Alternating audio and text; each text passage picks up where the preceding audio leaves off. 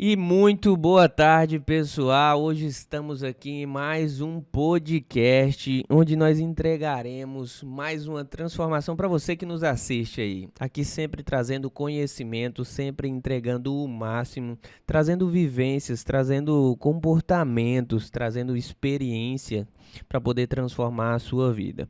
Hoje o nosso convidado, por favor, se apresente, entregue um pouco sobre realmente o que você trabalha, quem é você, do que você gosta, do que você não gosta, Onde vive. onde vive. Conta pra galera aí quem é você e o que você Bacana faz. demais. Obrigado pelo convite, Dr. Jones, né? Bom, eu sou o Kelber Abrão, Bem. gaúcho da penúltima cidade do Tocantins, Ah, é? 3.500 quilômetros de Palmas Que é a show. distância, mas estamos aqui no Tocantins há 10 anos fazendo história.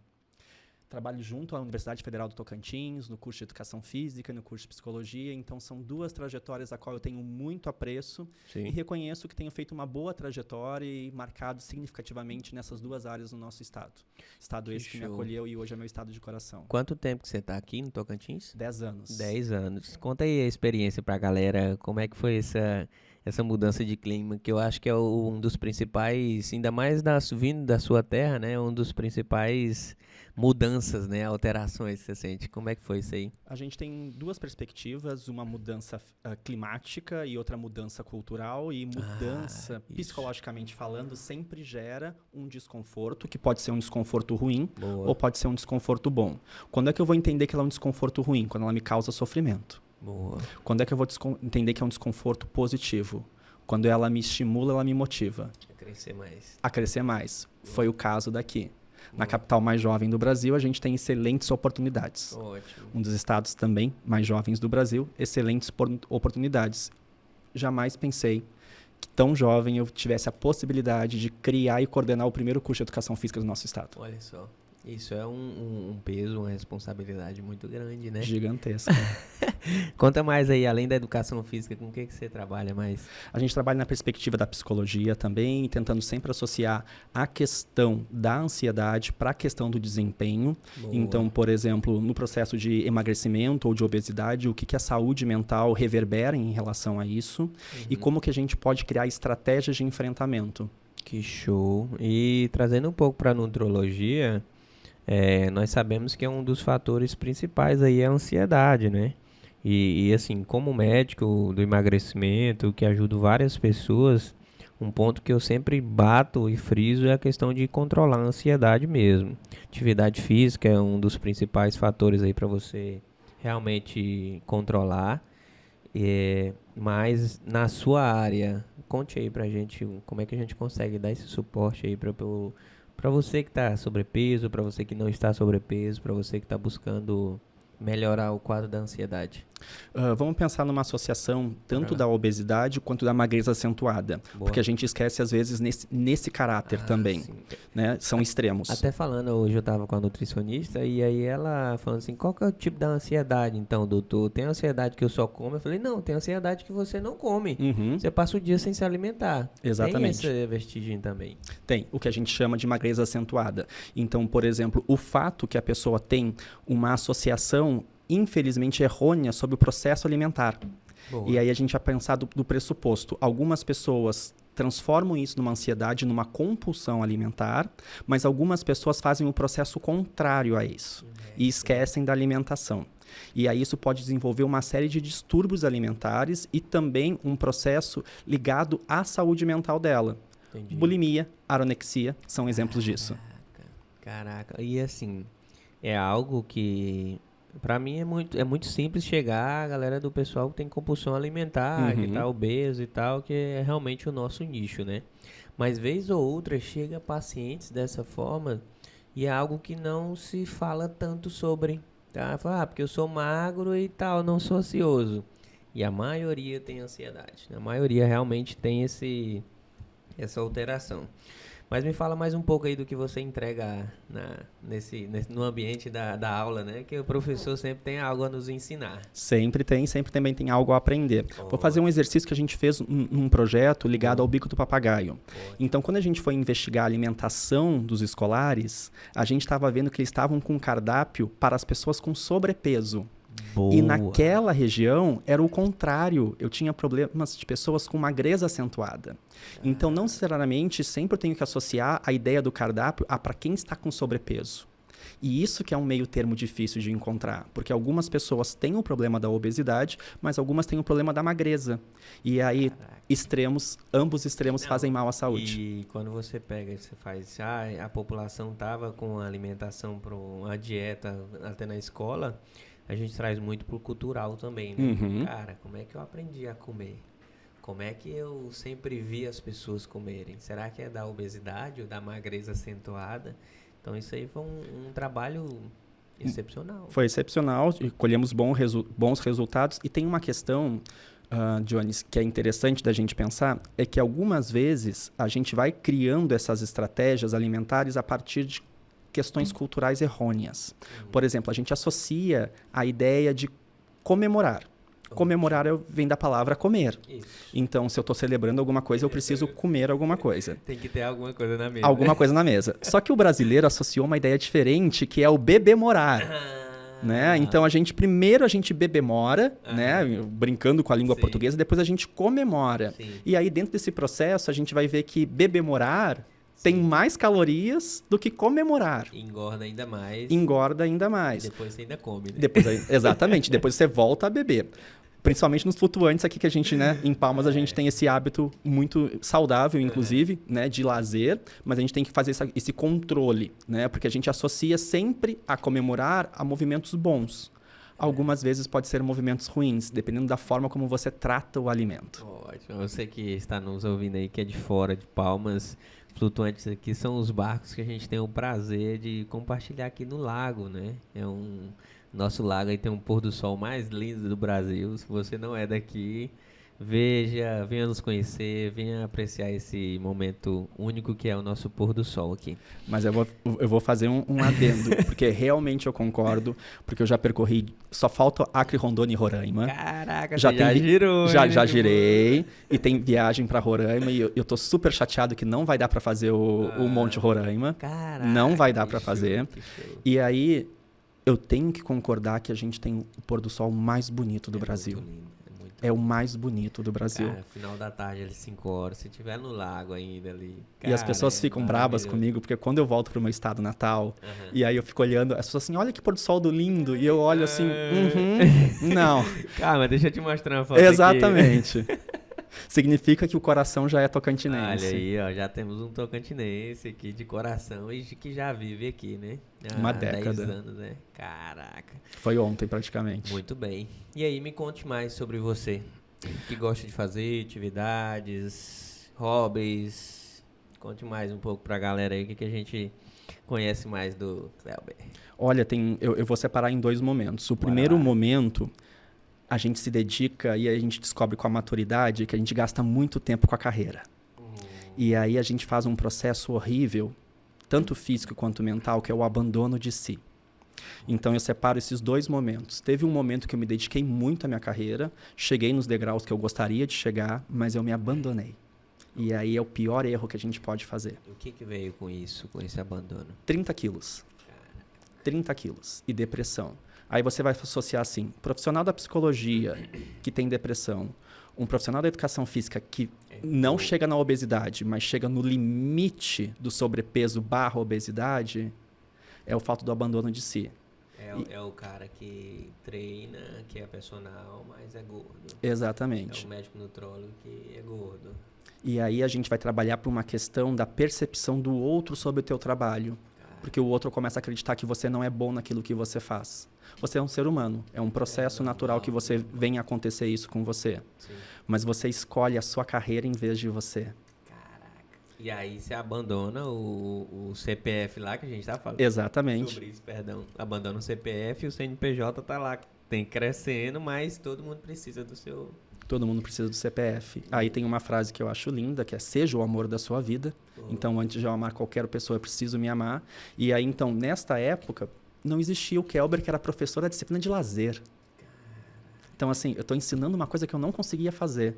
Aí internamente, até você consegue andar um pouco, né? Mas depois... Depois a fatura vem com muitos juros. Aí hoje eu sou um sujeito que trabalha das 8 ao meio-dia, das 2 às 6. Boa. 6 encerrou meu expediente. Nessa época que você estava sobrepeso e trabalhando muito e com quadro de depressão, você acha que essa matéria do lazer, então, foi importante para você mudar? Ou o que fez você girar a chave? O que fez eu girar a chave foi no momento que eu acreditei que eu não era o bom o suficiente no que eu estava fazendo mais. Como é que foi isso aí pra gente? De maneira mais simples. Eu sempre soube que eu fui um excelente professor, tenho trajetórias fenomenais em todos os espaços que eu passei, mas aí eu comecei a me questionar se eu era tão bom quanto eu achava que era. Você olhou no espelho? Me olhei no espelho. Me olhei e me enxerguei. Me enxerguei. Se olhar, você olhava antes, né? Várias vezes. A gente trabalha na psicologia que escutar é diferente de ouvir. Boa, você falou isso, né? Até deu explicação disso. É bem diferente, porque ouvir entra por um ouvido e sai pelo outro. Verdade. Escutar é quando entra e você ressignifica aquela informação que a pessoa te trouxe. É importante, né? Quando se torna importante. Porque passar sempre passa, né? É extremamente importante no processo que tanto você na área da medicina quanto eu nas minhas áreas de formação, a gente precisa escutar aquele que é o nosso paciente ou o nosso cliente, dependente do nome que a pessoa vai querer usar, né? Aquela pessoa que a gente está auxiliando naquele processo. E aí é interessante a gente sempre estar pensando que isso pode acontecer com a pessoa e ela precisa aprender a se olhar. Eu faço um exercício na aula de psicologia, numa das disciplinas, que é eu levo literalmente um espelho. Ótimo. E faço a pessoa se enxergar no espelho. O que eu tenho mais visto esse ano são pessoas de diversas idades. E eu também faço exercício com os alunos do doutorado. Adultos que começam a chorar porque não se reconhecem mais quem são nos espelhos. Cara. Porque deixou de ser quem era para ser a mãe para ser a esposa de alguém, para ser o marido de alguém. Deixou de fazer as coisas que gostava, deixou de frequentar os espaços que gostava e a pessoa não se reconhece mais quem é no espelho. Primeiro, ela não se reconhece fisicamente e depois ela não se reconhece mais mentalmente. Isso é muito importante porque sempre que chega alguém aqui, a maioria das vezes, né? Não é sempre, mas mulheres ou homens que já tentaram várias vezes e que estão cansadas de ver aquele corpo. E você vê os relatos e é simplesmente isso, assim, cara, perdi o sentido, não me vejo bem, não me sinto atraente, não me sinto desejada, não consigo colocar uma roupa que fique bem. E esse ponto que você trouxe sobre o espelho é muito importante, né? Porque, cara, eu tô ali de frente com um profissional, ele vai me trazer mais clareza sobre realmente quem eu sou, onde eu quero chegar, mas será que eu tô me olhando no espelho de verdade? Esse exercício que eu faço, Jones, eu acho muito interessante e eu fiz semestre passado e já quando estiver finalizando esse semestre desse ano eu faço também. E aí a gente vê olha que avaliação simples, teoricamente, nos olhos de quem está escutando essa minha avaliação de aula. Você vai ter que se vestir para o melhor evento que tiver na tua vida. Show. Esta é a avaliação.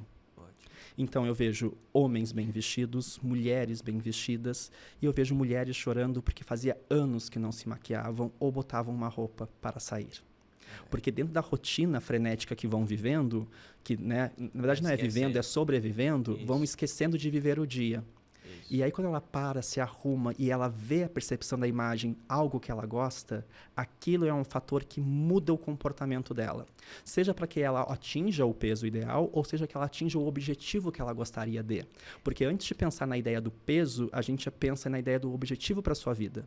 O que você quer ao engordar, ao emagrecer, ao basicamente botar o shape, como a gente fala dentro do ambiente da academia. Por que você quer isso? Porque você quer se sentir melhor e, de fato, você vai se sentir melhor. Porque a tua autopercepção vai ser fenomenal. Totalmente diferente. Quando você vê que as roupas lhe caem bem, quando você vê que você começa a gostar de si, e esse gostar de si, você muda o seu brilho no olho. Totalmente. Né? E as pessoas, você vira uma pessoa magnética.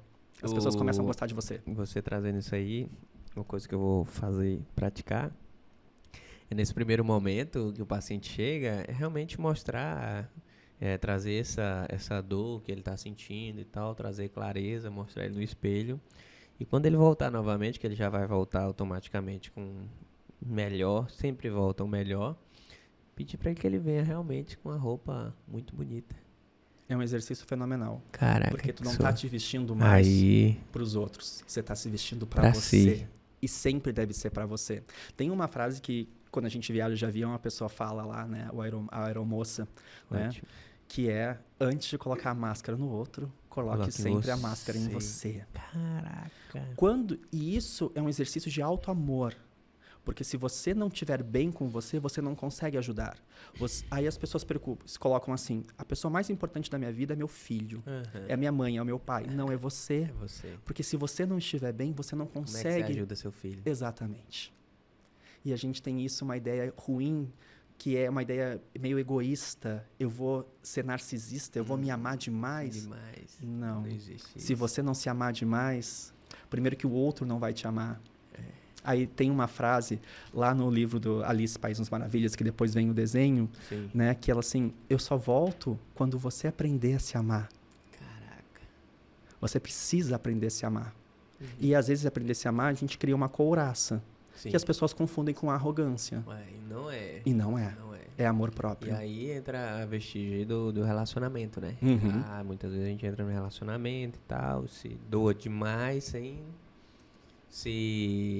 se autovalorizar, né? Isso é muito comum as pessoas hoje em dia terem acontecer. Mas que show. Que show. E aí agora eu lembrei uma música, né, que tem várias pessoas que cantam errado, que é do Roberto Carlos, que é Como Vai Você? Como vai você? Eu preciso saber da sua vida. E aí vai seguindo, vem que eu preciso te fazer feliz. Vários intérpretes colocam, vem que eu preciso te fazer feliz. A letra original, vem que eu preciso me fazer feliz. Não, cara. E aí a gente vê esse exercício. Dentro do processo de emagrecimento, né, ou para que você esteja na magreza acentuada e você chegue no peso ideal, a gente vê esse processo da motivação. Show. Da motivação. Por Preciso- exemplo, tu me estimula. Uhum. Eu estimulo a outra pessoa, mas a motivação é um processo intrínseco. Bom, O que faz você acordar às 5 horas e querer ir malhar? Isso é você. Agora, midiaticamente, pode ter uma série de blogueiros e blogueiras me estimulando. E a gente tem estímulo visual, normal. auditivo o tempo inteiro, mas precisa partir de você. Então, não adianta uma pessoa chegar aqui e querer emagrecer na ideia de, eu quero. Você quer de que forma? Aí eu faço uma associação simples. Eu fui professor de inglês por 12 anos Sim. no Rio Grande do Sul. Sim. E aí, quando as pessoas chegavam naqueles cursinhos, Sim, né, sim. que são franquias bem, Sim. bem famosas, eu perguntava assim para a pessoa, por Pra que que você quer aprender a falar inglês? inglês? E as pessoas me respondiam o quê? O que eu quero aprender? Porque eu quero ir para outro país. Já tem um objetivo, Aham. já saísse muito na frente dos outros. As pessoas me diziam porque é importante. Mas é importante para quem? E por quê? Pra E aí quem? eu só ficava assim, bom, ele vai desistir, porque Vai. ele não vai aprender. Então vamos ver quanto tempo ele fica aqui e por quanto tempo eu vou ganhar em cima desse estudante. Porque por muitos anos eu também escutei isso, né? É importante, pra você fazer um vestibular, pra você arrumar um bom emprego, isso aí Uhum. já te ajuda demais. Mas você não E se mais? vê no processo. Infelizmente. Que é o não. mesmo processo no emagrecimento. Porque a sociedade manda eu estar emagrecer bonito e tal. e ter o peso tal, o peso das modelos, aquele biotipo de corpo que não é o do brasileiro, Sim. né? Mas se eu não compreender que aquilo tem que partir de mim, Não vai. não vai. Aí a gente faz aquele exemplo com as canetas emagrecedoras, né? Que tem as marcas isso. comerciais, mas isso é maglutida. Isso, né? é maglutida. Em resumo ali, a pessoa toma, ela emagrece, Emagrece. só que ela não mudou o comportamento. Não, e ainda bota culpa depois, mas o Ozempic me engordou de novo. Falei, Exatamente. cara, eu falo que o Ozempic ele é maravilhoso, ele é uma medicação que traz muito resultado, mas ele é um potencializador. Ela não vai- mudou o comportamento. Cara, se você continuar comendo errado, se você continuar bebendo todo final de semana durante a semana e comendo igual um boi, você vai engordar novamente. E na psicologia a gente coloca que para mudar comportamento, primeiro tem que mudar pensamento. Pensamento. Então, o que acontece? Quando a gente- Bariátrico. Exatamente. Pô, bota o É aí. bariátrico. É aí. Quando eles vão fazer o teste, né? Quando vão fazer a bateria de testes e passam pela avaliação psicológica, a ideia é você vai ter um estômago reduzido.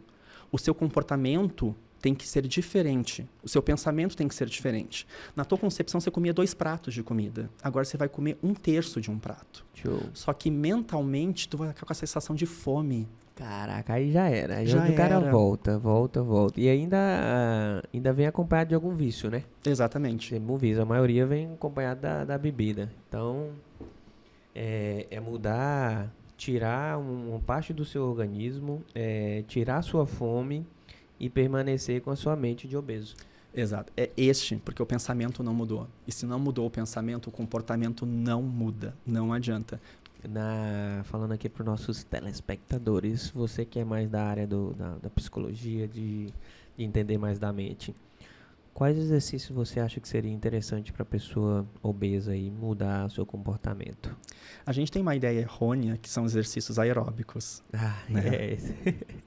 E aí a gente faz tem um padrão de comportamento que é horrível.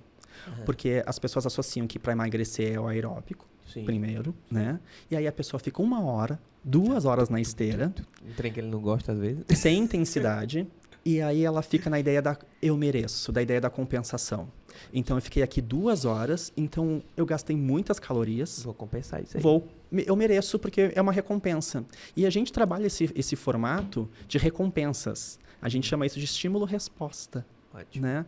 E aí, então, assim, eu quero me recompensar. Naturalmente, a gente faz recompensas. Então, você fez um bom serviço, você vai trocar de carro. Isso é uma recompensa que você faz. Só que dentro desse processo do emagrecimento, quando a pessoa associa que se ela fizer aquele cardio sem intensidade, mas ficou muito tempo, a sensação é que ela se esforçou muito. E ela vai compensar com a comida. Vai compensar com a comida e o resultado é pequeno. E aí a gente faz aqueles exercícios assim, né? Mas aí já mais da área da nutrologia e da nutrição, que às vezes uma barra de um Snickers tem mais caloria do que 2 pratos de comida. Justamente. E aí você faz essa associação muito errônea. Só que o açúcar desse outro lá é muito maior, né? Do que comer saudável. E a pessoa, mas esse aqui é muito melhor. Esse aqui vai me trazer mais benefícios. Aí tem um exercício que um dia eu estava na praia do Funil, né? E aí na época eu não comia nenhum tipo de carne. Hoje eu já tenho o frango e o peixe de volta na dieta. E aí então eu peguei aqueles salgadinhos enquanto alguém pegou um tucunaré lá na mesa que eu tava. E aí fiquei comendo aqueles salgadinhos. Na época eu também bebia álcool, né? Aí eu parei e olhei as calorias. Aí eu assim, meu Deus, quantas calorias tem neste pacote? Aí eu fui olhar quantos pacotes eu tinha comido ao longo do dia. Eu estava nesse processo de começar a emagrecer. Ótimo. Aí eu entendi assim, eu ingerei mais calorias do que necessário para a semana inteira numa refeição de calorias vazias e que não me saciou. Ótimo. E aí é mudar comportamento. E aí quando a gente vai para a noite, né, seja o happy hour de sexta-feira, é a bebida e a comida. Comer. E aí o número de calorias, a matemática não bate. Não bate. Aquele cara que vai lá e toma um fardo de cerveja e acredita que na segunda-feira vai compensar... Não existe. Não e existe. Assim, você passa a semana todinha certinho. Se no final de semana você mete a jaca, acabou, chefe. Acabou. Você perde aquela semana toda. Por isso que, por exemplo, dentro da área da psicologia, a gente não trabalha com uma ideia de dieta, mas sim de reeducação alimentar. Ótimo. Porque mentalmente, dieta é restritivo. É restrição. Na tua cabeça é não. E o ser humano adora o não. Porque o não é proibido. Aí ele vai lá e faz. O não faz um processo excitante. Né? E excitação e tesão não significa relação à libido sexual, mas uma vontade de prazer. Assim, cara, se eu fiquei restrito a semana toda... Agora eu tenho vontade. Agora eu posso. Até porque eu tô treinando, tô fazendo. Por exemplo, quando a gente vai pegar aquelas dietas, né, que é a zero carbo, né? E aí, inclusive, tem questionamentos, né, do pai dessa dieta, né? Que um dia insere a Coca-Cola como permitido na dieta zero carbo. Na época não tinha Coca-Cola zero açúcar, tá? Sim. Mas ele vai lá e nos livrinhos dele, tá lá assim, 1 lata por refeição. Aí assim, tu olhava assim, cara... o gordo... tentando suprir, tentando amenizar o quadro, para que ele não se torne tão sofrido, pesado. Vou tirar uma quantidade aqui, mas eu vou suprir, era o que você estava falando. Mas vou suprir de alguma forma, vou jogar uma Coca-Cola ali para o cara se sentir bem. Teoricamente isso aconteceu porque foi uma questão comercial. Isso. Insere ali, você vai ganhar X patrocínio, e isso serve para a gente ver que por exemplo, dentro desse processo midiático, a gente não pode acreditar tudo que a gente vê na internet. Justamente. Cada corpo é um corpo, cada corpo vai reagir de uma forma diferente. A base alimentar dos Estados Unidos há anos atrás. O próprio pessoal do agronegócio lá, né, fez aquela cadeia alimentar. Eles fizeram com trigo, tudo lá na base, onde era comum você ter no prato. Então, por isso que os Estados Unidos está lá com uma população extremamente obesa, por alguém que tinha algum benefício em criar aquilo ali, aquele hábito. Mas sabe que a gente está caminhando para isso também no Brasil, né? Justamente. Diferente da nossa cidade, Palmas, que tem um percentual muito bom de nível de atividade física. Justamente. Mas quando a gente vai para algumas regiões específicas do Brasil, como por exemplo o Sudeste, em grandes metrópoles, ou a região Sul, por conta da temperatura, diminui o índice de atividade física. Então acredito que nós, palmenses, né, ou miracemenses, né, a gente tem essa vantagem de ter esse benefício. Porque a gente se sente mais estimulados para isso. Então o calor nem sempre é só reclamar. Tem vários outros benefícios. Claro que tem benefícios. Né? Sol, praia, o ano todo, tal. Às vezes eu fico um pouquinho moreninho, mas é tudo certo. Sabe que eu adquiri um hábito que eu não tinha, que agora eu já perdi, que era o de beber em dia de semana no Tocantins. Por causa do calor. Porque quando eu cheguei, hoje tá quente. Então hoje eu tomava uma. Ótimo. Aí o outro dia também tava quente. No outro dia tava quente. Pronto, fez que surgiu. Quase um alcoolismo, né? Porque, por exemplo, em outros estados, como o meu estado de origem, a gente tem esse comportamento maior no verão, que tem início, tempo, né? meio e fim, 3 meses, estações bem definidas. Aqui é 90% verão. Então, assim, para aí, vai estar sempre sol. Meio-dia vai estar sempre bom para beber. Aí a gente tem que mudar esses comportamentos. São hábitos, então, sempre mudar hábitos. Antes de mudar qualquer coisa, mude seus hábitos. E primeiro muda o pensamento sobre. Isso. Se não mudar o pensamento, não adianta. Porque quando a pessoa está sempre nessa ideia de, por exemplo, eu quero emagrecer. Então eu tenho que ter déficit calórico, ponto final. Não tem matemática. Não tem matemática. Déficit é menos, né? Aí a pessoa menos do que vai gastar. Eu não tenho tempo para fazer academia. Eu adoro essa ideia do tempo, porque a coisa mais justa do universo é o tempo. São 24 horas para todo mundo. A diferença é que quem é rico tem que trabalhar menos. Então pode, tempo. Né? Aproveita melhor o seu tempo, talvez. Todo mundo tem, né? Porque todo mundo tem as 24 horas. É a única coisa que é justa. Se tu tem 20 milhões e eu tenho 1 milhão, a gente tem as mesmas 24 horas. Tem até um filme que eu esqueci que eu acho fantástico, porque as pessoas ricas compram o tempo das pessoas pobres. Eu só me recordo que é com Justin Timberlake, mas eu não me recordo o nome desse filme, mas é maravilhoso. Porque o pobre trabalha para viver o dia. E assim, se esgotar o teu tempo, você morre. Acabou. Então tu trabalha hoje para viver o de amanhã. Se tu não trabalhar amanhã, você morre. É o que a gente faz basicamente pelo dinheiro. Só que isso é interessante porque dentro dessa estrutura, as tuas 24 horas são as minhas. Então são escolhas. São escolhas bem definidas. A gente pode acordar mais cedo, a gente pode tentar almoçar em menos tempo para conseguir inserir o hábito de atividade física. É mudar pensamento para depois mudar comportamento. Meu sonho é ir malhar às 6 da manhã. E não malhar com o resto da energia do final do dia, que nem eu faço. Entendi. Mas eu sempre vou. Acabado, mas vou. Às vezes a gente se encontra lá no final do dia. Mas o meu sonho era levantar e ir cedo. Pronto, o maior e maior compromisso comigo eu já fiz. Agora é o compromisso com o resto da sociedade. Mas eu não consigo ainda. Mas tá lá como uma meta. Não é impossível. Não é impossível. Eu já levanto cedo, só não tenho o hábito de ter essa energia.